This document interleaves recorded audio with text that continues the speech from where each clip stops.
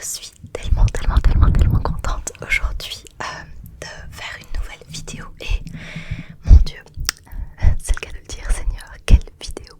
Aujourd'hui, je vais parler de ma foi, de j'aime pas dire religion parce que c'est pas vraiment comme ça que je vois la chose.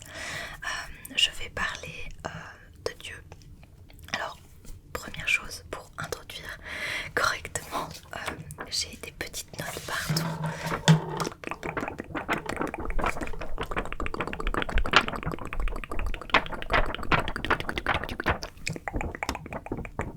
J'ai des petites notes partout pour essayer d'introduire correctement ce que j'essaye de vous dire. Il faut savoir que c'est une vidéo qui a été demandée par l'un d'entre vous qui est un régulier, un très gentil.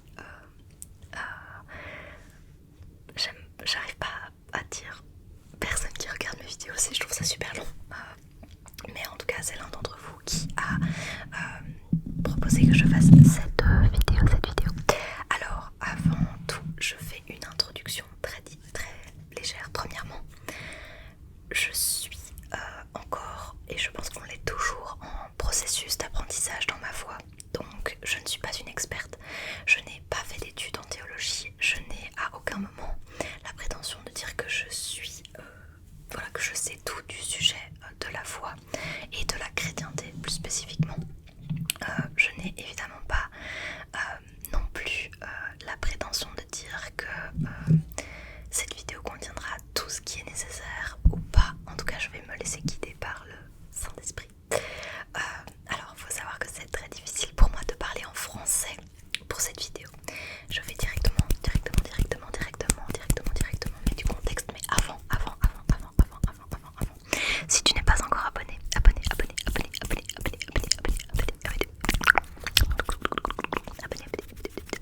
si tu n'es pas encore abonné, je t'invite vraiment à le faire.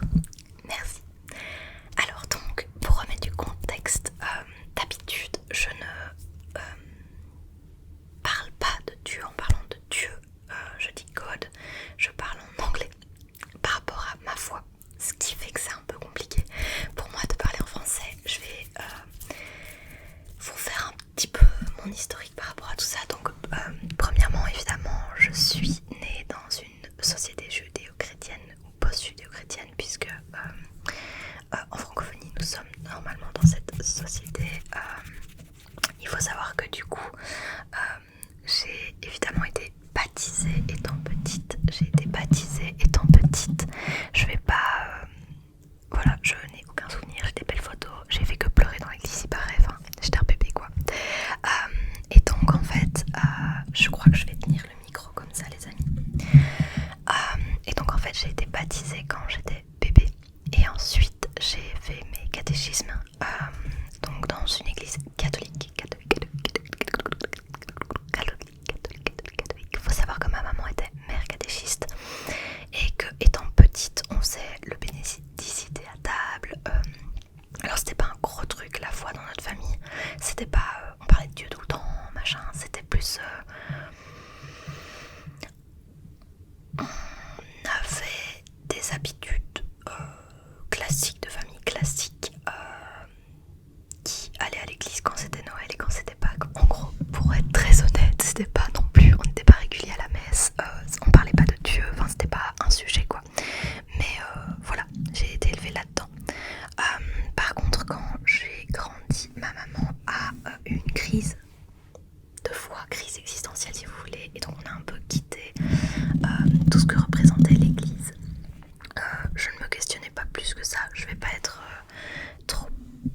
trop profondément dans les détails de ce qui s'est passé dans ma vie à cette époque, mais on a eu une époque très difficile dans notre famille, ce qui fait que j'ai un peu eu du mal avec tout ce qui était religion et je m'en suis beaucoup éloignée. Je vous fais pas un témoignage complet de ma foi, de comment j'y suis arrivée, etc., mais juste pour vous remettre un peu de contexte.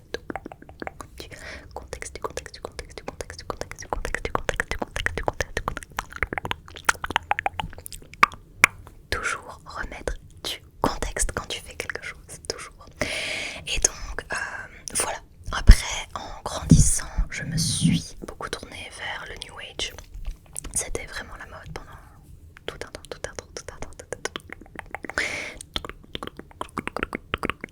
et du coup très loin de Dieu évidemment.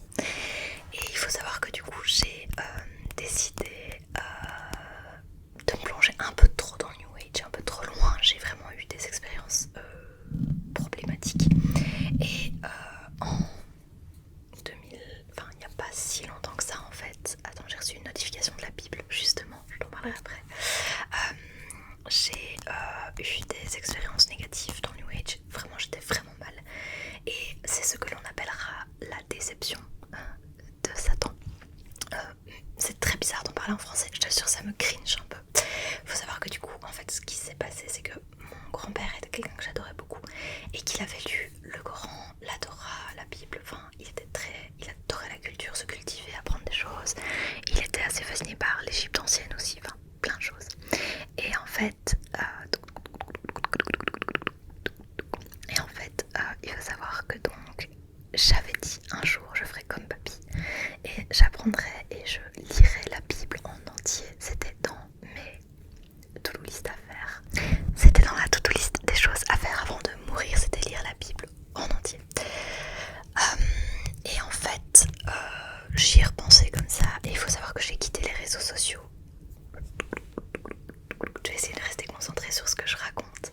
J'ai quitté les réseaux sociaux et j'ai passé énormément de temps à dessiner, à écrire, à faire des sudoku, à faire des puzzles, à étudier des nouveaux sujets, enfin voilà. Et en fait à un moment je savais pas trop quoi faire et j'étais un peu perdue. Et j'ai décidé de lire la Bible parce que c'était écrit dans ma to-do list de choses à faire avant de mourir. C'était lire la Bible en entier, sans arrière-pensée ni quoi que ce soit, parce qu'en fait de base je cherchais sur mon téléphone un jeu. Donc c'est-à-dire que je m'ennuyais sans les réseaux sociaux. Et ce que j'ai fait, c'est que j'ai regardé dans mes anciens achats, tu vois, c'est pas achats mais téléchargements sur l'Apple Store. Et je suis vraiment descendue très loin pour voir tout ce que j'avais déjà téléchargé dans ma vie. Et étonnamment, j'avais oublié que j'avais téléchargé la Bible parce que j'avais déjà essayé une première fois de la lire et ça ne s'était pas très bien passé parce que j'ai décroché. Autant vous dire que quand vous commencez par la Genèse, vous décrochez très vite. C'est pas mes passages préférés de la Bible. Mais par contre, j'avoue que c'est pas un truc que tu lis. Enfin moi j'avais dit, oh je le lirai en entier, mais c'est pas du tout un livre que tu peux lire comme un livre de table de nuit quoi, tu vois, c'est pas un livre d'été, c'est un livre qui demande réflexion, que tu dois ingérer, qu'il faut réfléchir, enfin c'est vraiment quelque chose de précieux. Et j'avais donc vu cette appli de la Bible, j'ai fait oh trop fun, j'ai toujours dit que je le ferais, je vais le faire sans arrière-pensée, sans forcément m'imaginer ce qui allait se passer dans ma vie. Faut savoir que j'ai toujours cru en Dieu, ou en tout cas toujours cru en une source supérieure de pouvoir, mais très clairement pour moi ça a toujours été un dieu je dis, parce que voilà, j'étais pas non plus à mettre une religion au-dessus de l'autre ni quoi que ce soit, et donc c'était comme ça. Donc ce que j'ai décidé de faire, c'est que j'ai retéléchargé l'appli de la Bible, j'ai commencé à la lire et à l'utiliser quotidiennement, et c'était il y a 500 jours, quelque chose comme ça, et je ne m'arrête plus. Donc voilà, pour un peu de contexte.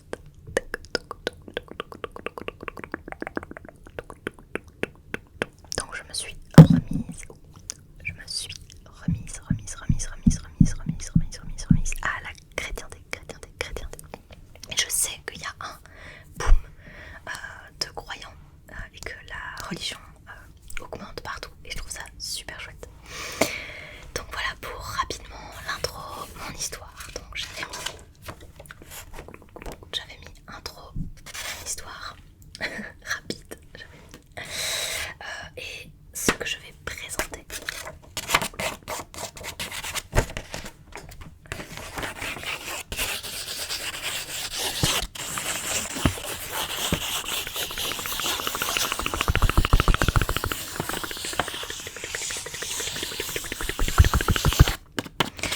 Alors, ce qui est comique, c'est que j'ai un papier du Barnsdale, qui est un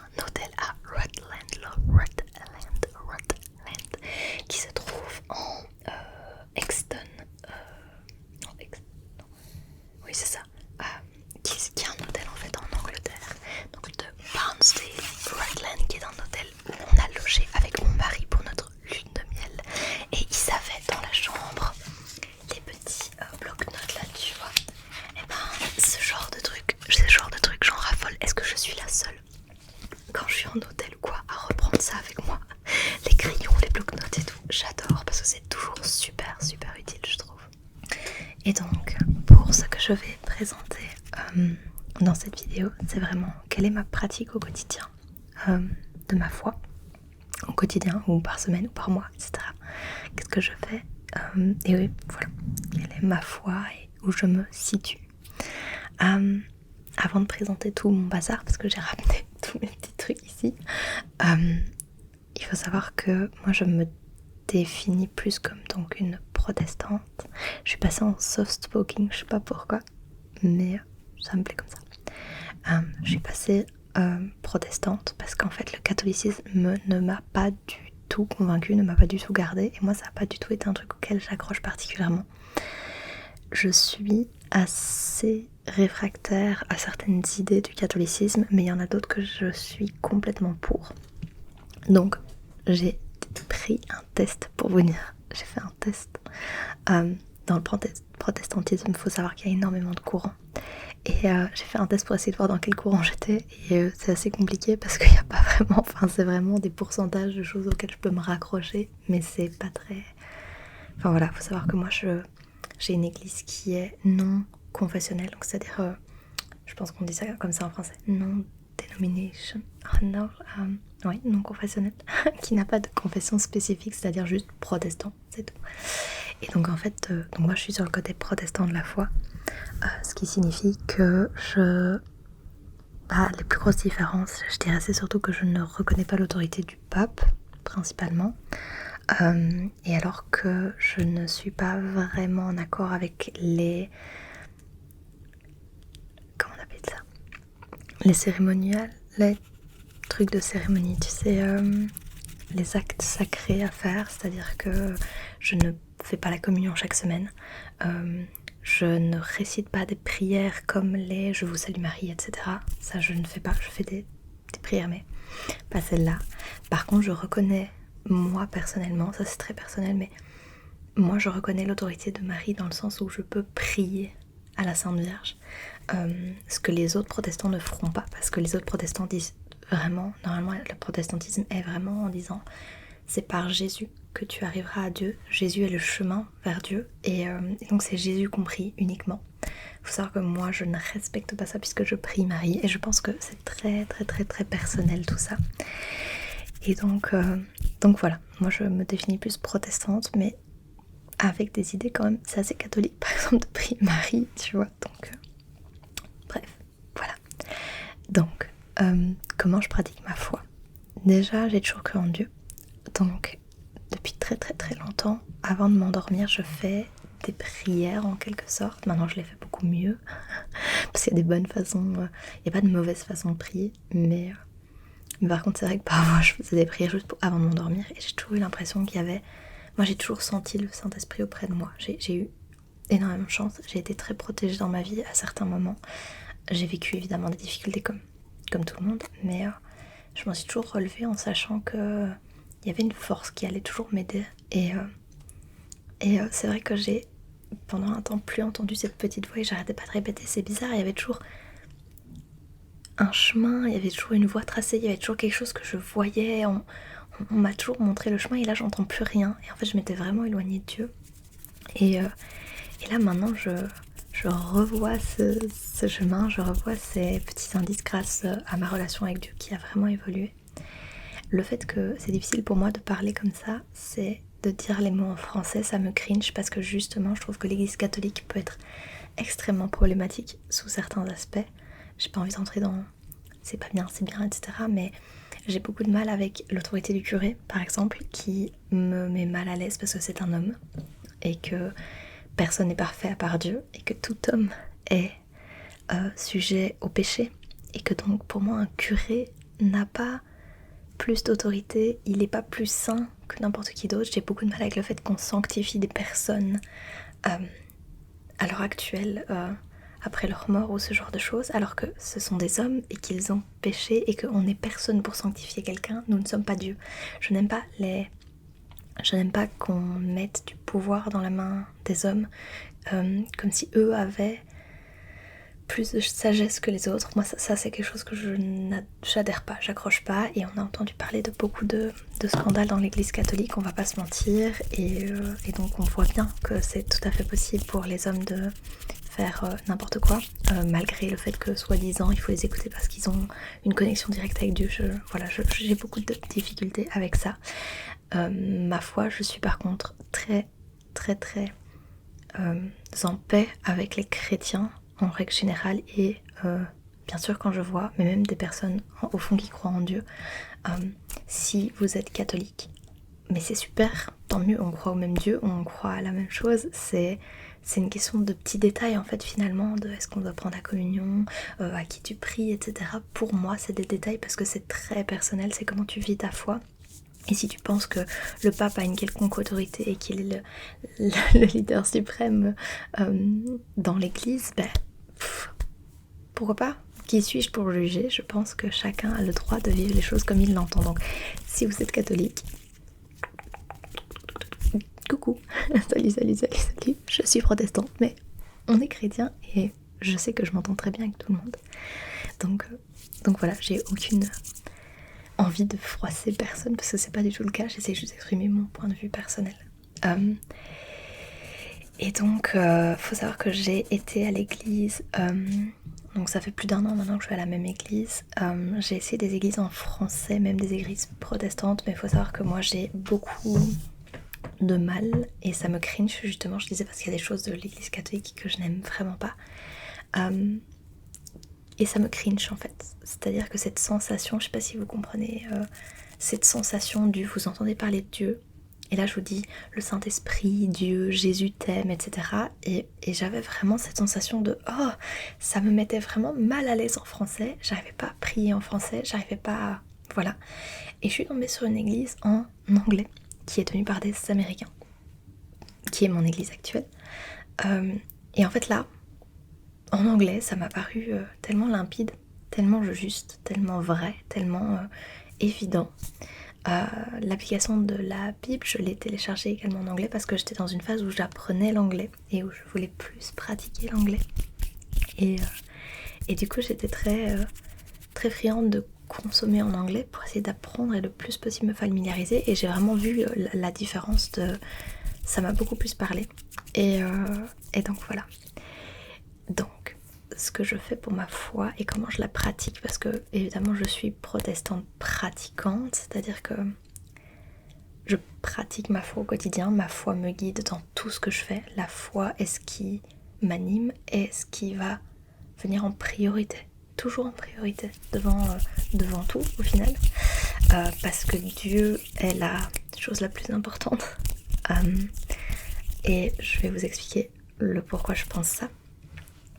C'est simplement parce qu'en fait, on cherche tous cet amour que Dieu nous porte, et on le cherche tous dans tout, dans les autres êtres humains, dans les interactions qu'on a, dans ce qu'on consomme, dans ce que l'on fait, dans tout. On cherche de l'amour.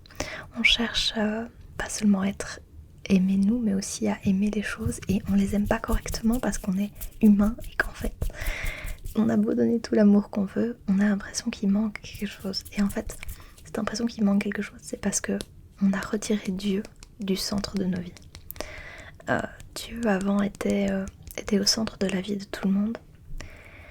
Et on prenait des décisions en se basant sur sa foi, en se basant sur Dieu. On réfléchissait avec Dieu, on priait, on parlait avec Dieu. On était en communication avec lui parce que la foi était tellement plus importante. Et on a enlevé ça du tableau. Et on s'est, selon moi, porté au niveau de Dieu comme si nous étions des dieux, comme si nous pouvions tout faire. C'est pas le cas, on peut pas tout faire. Et heureusement, mon Dieu, heureusement, je n'aimerais vraiment pas Dieu. Je suis très reconnaissante d'avoir Dieu. Jamais je ne voudrais être Dieu, je ne veux pas le remplacer à aucun moment. Je suis un humain qui a des faiblesses et qui est rempli de péchés, comme tout le monde. Et je vois pas en quoi je voudrais avoir tout pouvoir et être capable de tout gérer. Je ne suis pas en capacité de tout gérer.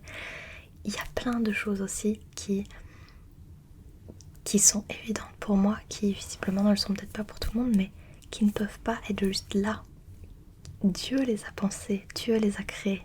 Quand on voit comment la nature fonctionne, comment tout tient ensemble, comment les coïncidences arrivent, on sait que c'est Dieu on le sait, enfin, moi ça me paraît être une évidence, mais après si vous ne croyez pas en Dieu, évidemment, pareil, je respecte votre point de vue. Moi je suis persuadée de l'existence de Dieu, et j'espère que vous trouverez quelque chose, ou que vous avez quelque chose qui vous donne autant de joie que Dieu peut apporter dans ma vie. Mais je crois que la joie de Dieu n'est absolument pas remplaçable.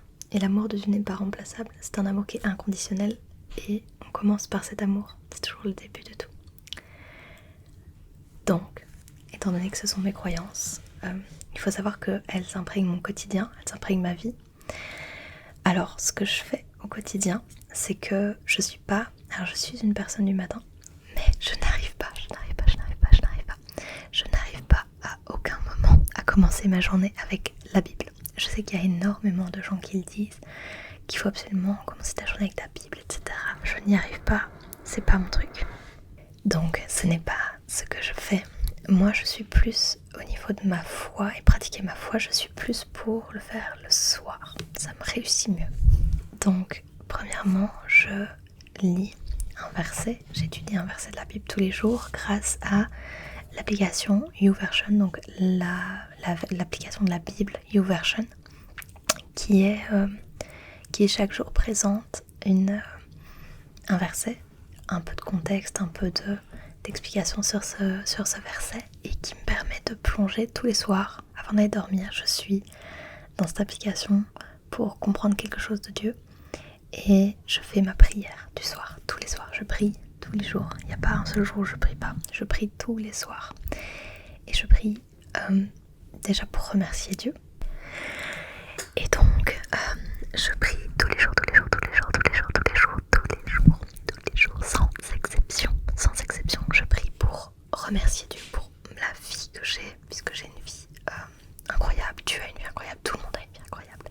Parce qu'on est en vie, parce qu'on peut faire des choses merveilleuses, parce qu'il y a des choses merveilleuses dans chaque journée. Et ça c'est vraiment merveilleux.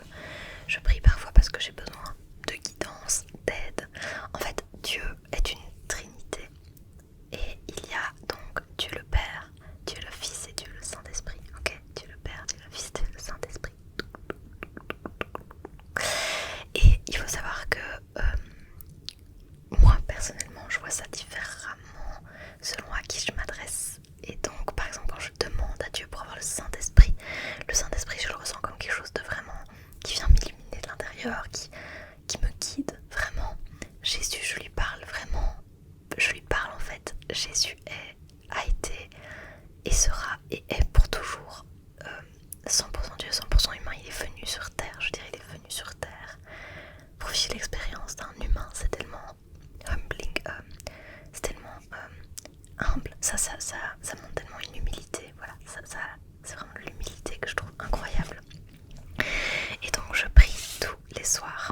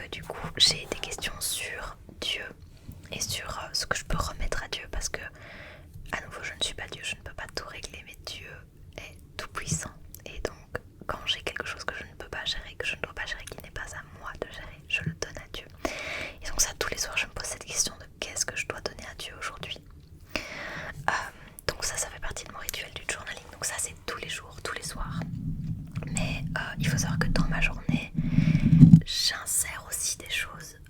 Évidemment, par exemple, typiquement, quand je suis en voiture pour aller au travail, j'écoute des chansons chrétiennes.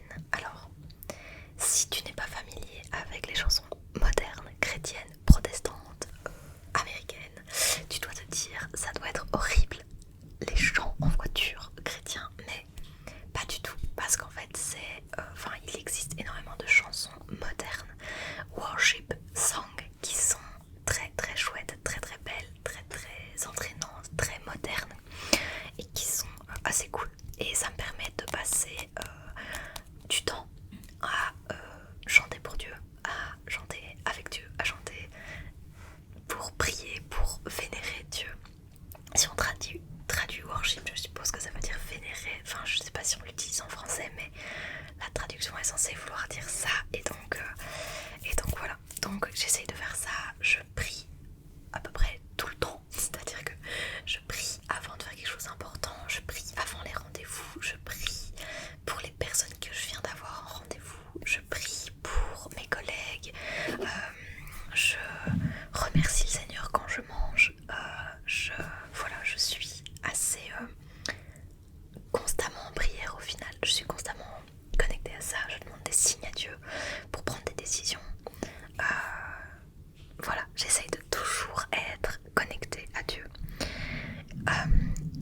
C'est un peu tard pour expliquer ça et je crois que ma vidéo ne sera jamais assez précise, mais il faut savoir que moi je vois la vie comme quelque chose de simple, c'est-à-dire que je suis un être qui a 4 dimensions mentales, ma réflexion, ma pensée, mon intelligence, j'entretiens ça le plus possible, mon savoir, donc ça c'est mental, mes émotions, je suis un être émotionnel, qui vit des émotions frustrantes, des émotions dures, des émotions positives, toutes les émotions peuvent me traverser, je suis un être émotionnel. Je suis également un être vivant avec un corps physique, donc ma dimension physique est que j'ai un corps et que mon corps est limité, est capable de certaines choses, mon corps est ce qu'il est et je dois en prendre soin, justement parce que le corps est aussi le temple de Dieu, ton corps est le temple de Dieu, donc tu dois prendre soin de ton corps. Et la dernière est la dimension spirituelle, parce que je suis aussi une âme, je suis une âme. Tu es une âme, tu savais? Est-ce que tu sais que tu es une âme? Ok, donc tu es une âme. Et donc tu as cette dimension spirituelle, ok? Donc tu as la dimension spirituelle, la dimension mentale, la dimension émotionnelle et la dimension physique. Ça, c'est les 4 dimensions dans lesquelles tu tournes, ok? Donc, quelle que soit la chose que tu fais, que tu vis, tout est lié à une de ces sphères. Et évidemment, tu es un être complexe avec toutes ces sphères en même temps. Mais donc, tout ce que j'essaye de faire, que ce soit dans ma sphère physique, mentale, spirituelle ou émotionnelle, j'essaye de la lier à Dieu, parce que tout est lié à Dieu. Okay. Donc j'essaye de vraiment toujours avoir ça en tête. Ce que je fais du coup, c'est que régulièrement je prie pour à peu près tout, et je fais également de l'écriture. Donc c'est-à-dire que en général quand j'ai des difficultés avec des choses terrestres, donc c'est vraiment humain, je parle à Jésus. Et donc soit, alors je fais énormément de visualisation, donc je ferme les yeux. Ok, on va être très intime là parce que je veux vraiment t'expliquer le détail. Je ferme les yeux et je m'imagine avec Jésus. Faut savoir que quand je traîne avec Jésus, on est très souvent sur un banc, dans une espèce de clairière à l'intérieur d'une forêt. Ça, c'est à toi de voir quand tu visualises Jésus, où est-ce qu'il est, où est-ce que vous êtes, comment vous voyez, comment il se manifeste à toi. Et il y a des gens qui font pas ça du tout, et il y a des gens qui voient pas Jésus. Moi, si je vois Jésus, on est sur un banc tous les deux et on papote, et parfois on se lève et on prend une balade, on marche dans la nature et on se balade, et parfois c'est beaucoup plus flou, parfois c'est beaucoup plus net. Souvent en ce moment on est près d'un pond, comment t'appelles ça, un étang, on est près d'un étang, avec deux petites maisons, mais qui en fait sont une maison et une grange rénovée, et dans la nature, dans une forêt, enfin bref. Moi c'est là que je vois Jésus, et c'est là que je me sens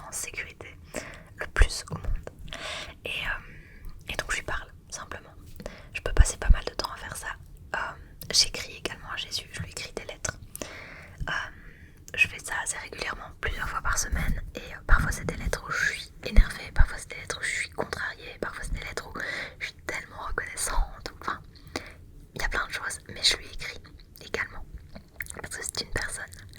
Et quand je prie parfois pour le Père, et lui je ne le vois pas parce que c'est Dieu et que je n'ai jamais vu Dieu le Père et que je le verrai pas tout de suite, j'espère. Mais il est là tous les jours avec moi et je peux lui faire mes requêtes et je ne sais pas prier autrement qu'à genoux devant lui. Donc ça c'est quelque chose que je fais quand je prie. Alors je peux prier dans n'importe quelle situation, mais je prie tous les soirs à genoux. Toujours à genoux parce que la Bible nous enseigne que l'on prie à genoux ou en étant couché devant Dieu pour montrer notre respect envers notre Créateur. Donc voilà. Donc ça c'est quelque chose que je fais assez régulièrement. Je fais très régulièrement de la Bible study. Bible study, Bible study, Bible study. La Bible study, donc de l'étude de Bible. Je fais très souvent de l'étude de la Bible, autant que je peux en tout cas. Pour ça je vais te montrer. Donc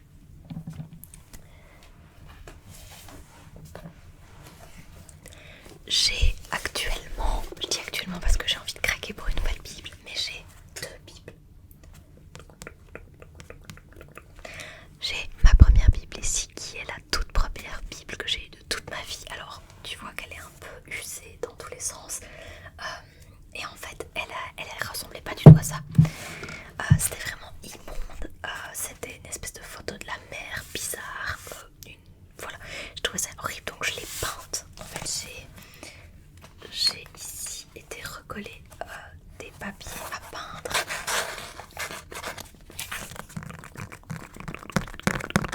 Et je l'ai voilà, custom un peu moi-même avec la petite cordelette pour savoir où j'en suis. Donc si tu veux tout savoir actuellement, je l'ai pas lu dans l'ordre, mais je suis actuellement à la Genèse 38.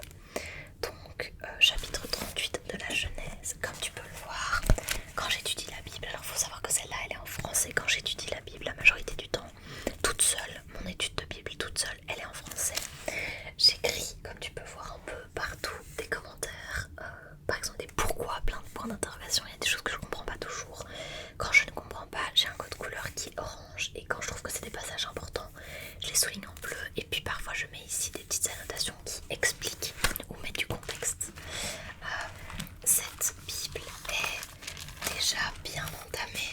Ici tu peux peut-être voir que j'ai déjà quand même beaucoup usé la Bible. Et alors j'ai fini déjà le Nouveau Testament ici. Donc le Nouveau Testament est en fait, tu vois par exemple il y a plein de trucs là que je comprends pas.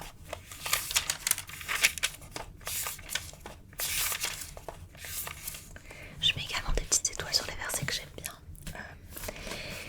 Et en fait il faut savoir que j'étudie la Bible de mon côté, mais c'est vraiment un travail difficile parce qu'il y a plein de choses qui n'ont pas toujours le contexte nécessaire. Et pour ça, honnêtement, l'intelligence artificielle est bien parce que parfois je cherche des ressources sur internet, parfois alors il faut toujours demander à l'Esprit Saint et à Dieu de te guider dans ses mots, dans sa scripture, on dit la Bible quoi, les écrits de Dieu. Il faut demander d'être guidé.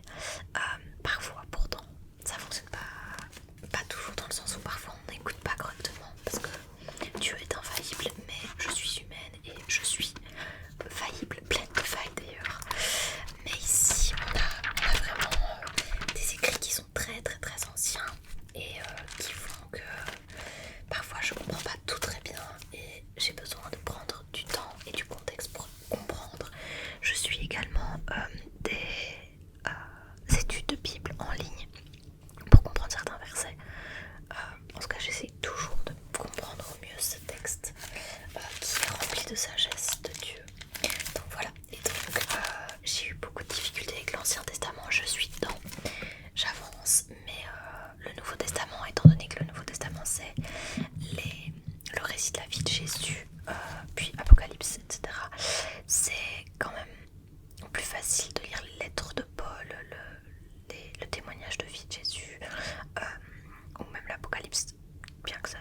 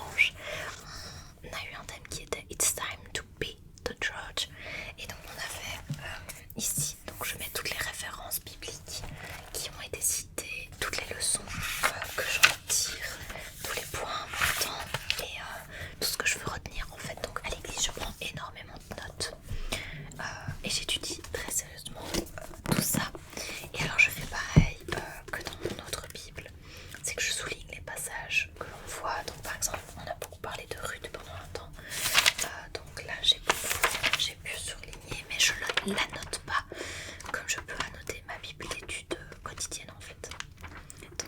Donc voilà, on a quand même des pages qui sont un peu plus remplies, tu vois, avec des notes ici au-dessus, voilà, des choses comme ça. Ça c'est pour les bibles que je fais. J'écoute également des podcasts sur le thème de Dieu, sur le thème de la foi. J'adore écouter des gens parler et m'expliquer plein de choses. Je suis un peu moins friande des témoignages, mais je les aime aussi beaucoup beaucoup.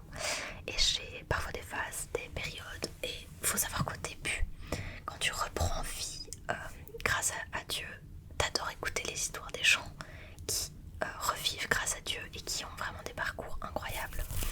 Donc c'est vrai que ça c'est pas mal. J'ai également des livres chrétiens, ou en tout cas j'essaye de faire attention à ce que je consomme, parce que tout ce que tu consommes, tout ce que tu consommes peut venir influencer ton esprit, ton âme, qui tu es, ton corps, tout.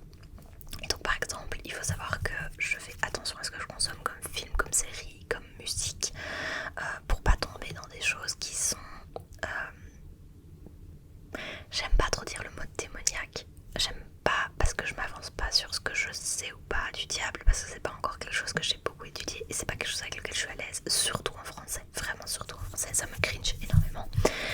Mais il y a vraiment des choses qui sont horribles. Typiquement, je reste persuadée que quand tu écoutes de la musique qui parle de choses problématiques, ça vient se graver là quelque part et ça vient venir te poser problème quelque part ici. Quand tu écoutes de la musique qui vient de quelqu'un qui est problématique, je suis persuadée que l'énergie que ça dégage et que ça vient mettre en toi reste en toi. Je suis persuadée que la hookup culture qu'on glorifie actuellement bousille des filles, bousille des âmes, bousille beaucoup de choses. Je reste persuadée qu'il ne faut pas consommer, regarder, admirer et aimer ce genre de choses. Mais je suis pas non plus je suis pas orthodoxe, je suis pas non plus fermée à tout ça, et j'ai bien conscience que tout n'est pas mauvais et néfaste, mais tout n'est pas bon. Et ça, c'est quelque chose qui m'ennuie, qu'on répète constamment. Oui, mais rien n'est mauvais fondamentalement, blablabla. Si, il y a des choses qui sont mauvaises. Quand on glorifie des choses qui sont problématiques au niveau du respect de la personne et de Dieu, ça me pose souci. Voilà. Et alors donc, comme je le disais, je vais toutes les semaines à l'église. Je vais ici insérer 2-3 images de ce qu'est l'église pour moi. Parce que vraiment, je crois qu'on n'a pas du tout vision, nous, ici en Europe, de ce qu'est l'église protestante, moderne. Parce que moi je vais dans une église américaine, mais bref, je vais vous mettre ici des extraits pour que vous puissiez voir ce à quoi ressemble mon église et mes dimanches. Because this is the most beautiful thing about Christianity. More than anything, yeah, you can learn some things from our pastors, and our hope and prayer is that you learn a life application. But where it really comes into play is when you get plugged into a church. When you meet somebody who has had an experience and that person shares their experience with you and with somebody else. So in the book of Revelation, there's this amazing verse that says, there is so much power in the blood of the Lamb. That is Jesus, that his sacrifice is our atonement. But number two, there's power in our testimony. And so if you're willing to share your testimony, can I just tell you, it will not return void. It will be something that will go out on a video screen behind as we go into baptisms that weekend, but it is something that is going to speak life into somebody else, because we learn from the experiences of the